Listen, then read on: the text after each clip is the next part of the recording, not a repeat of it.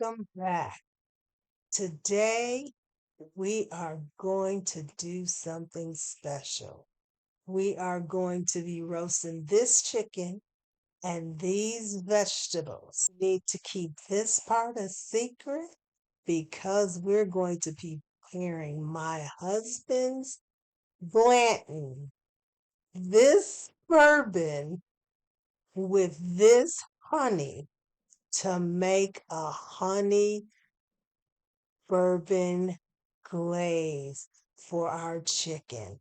So, hey, smash that subscribe button and let's get this chicken ready.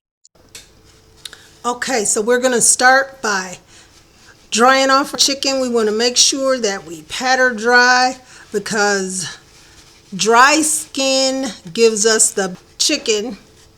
It'll give us chicken that's browned better. Sorry about my arms are in the video, but I want to make sure we get her all nice and dry. And as we drying her, we want to look at her to make sure there are no little pin feathers left in her.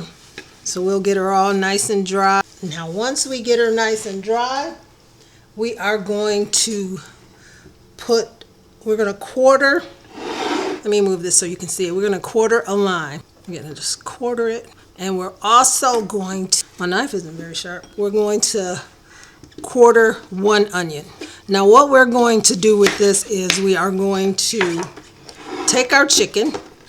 Let me get her back so you can see her.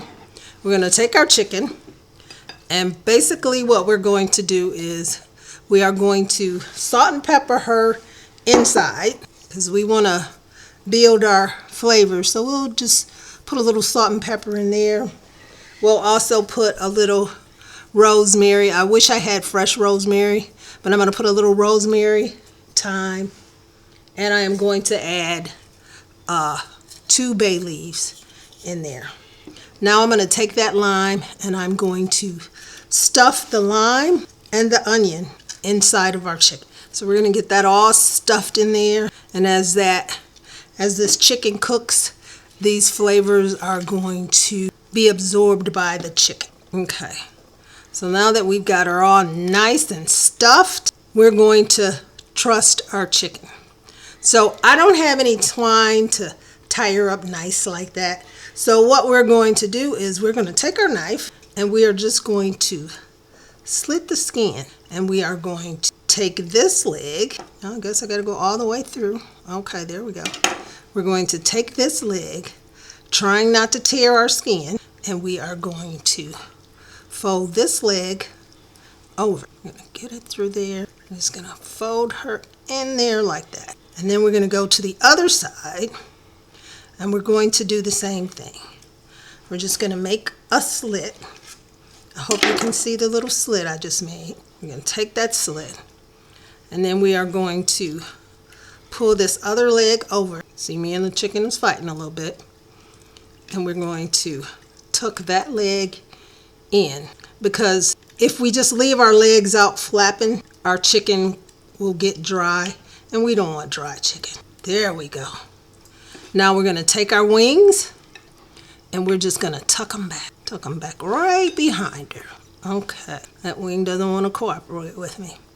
And we're going to, I think maybe there's a little water on the plate. So what we're going to do now is we're going to brush her with butter, because butter will help give a nice, beautiful, brown, crispy skin. So we're going to get her all brushed with butter. Get her nice. Look how she glistens from that butter. And it'll help our seasoning stick to her as we put the butter on there. So what I'm going to do is I am going to little salt and pepper. Just give her a little bit of salt and pepper. Then we are going to take some rosemary. We are going to take and a little garlic powder. And we're just going to sprinkle this garlic powder over her like that. And then we are going to sprinkle this rosemary and thyme. We're going to get her all sprinkled with that. And I may even later go back and add just a little paprika to her. And what we're going to do now is I'm going to slide my roasting pan over here so you can, I hope you can see that. And I am just going to place her in the roaster. Just like that. Now we're going to get her in the oven and we will be all set. I think I want to add just a little paprika to her to help her, because I want her to brown really nice. So I'm going to add just a little paprika, a little sweet, smoky paprika. Just add a little smoked paprika to her and we'll get her in the oven. Okay, so let's prepare our vegetables. So we are just going to take these potatoes. So this is a small white potato. And we are just going to chop it up. So, and we're going to put it over there. And we have one of these beautiful purple potatoes. See how beautiful that is in the inside? Look how lovely and purple that is. So we're going to get these all cut up. And this just adds, it's just a potato, but it adds color to our dish. And this is just a red potato. And by adding colors to our dishes, they're more pleasing to the eye. And if they look pleasing to the eye, they'll taste better. So we're just going to chop up this carrot. Now we're going to chop up our carrot kind of thick because it takes longer for our potatoes to cook. So we're just going to chop up our carrot kind of thick, and we're going to chop up all of our vegetables thick so that it takes them a little longer to cook, because it takes the potatoes a little longer to cook. So we're just going to, we've got a yellow squash that we're going to put in there. We already sliced up an onion and put in there.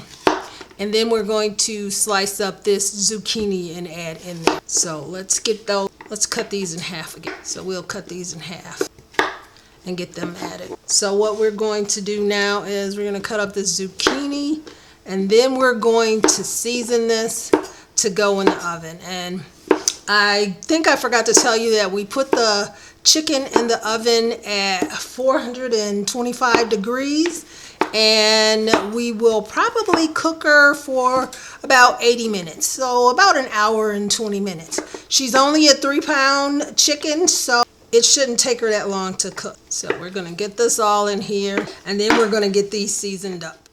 All right, so let's make our seasoning for our vegetables. So I am going to do this quick and easy. I'm going to use this Hidden Valley Ranch dip mix, and I am just going to cut it open. I'm going to pour it in the bowl, and I'm going to add just a little avocado oil.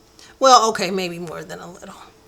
We're going to pour some avocado oil in there. And we are going to add some minced garlic. I'm almost out of minced garlic. Just going to add a little minced garlic in there. And then we are just going to mix this up. We want to get it so that we have enough to coat all of our vegetables. So we're just going to mix that up really good. I think I might add just a tad bit more avocado oil in there. And we're going to mix this up.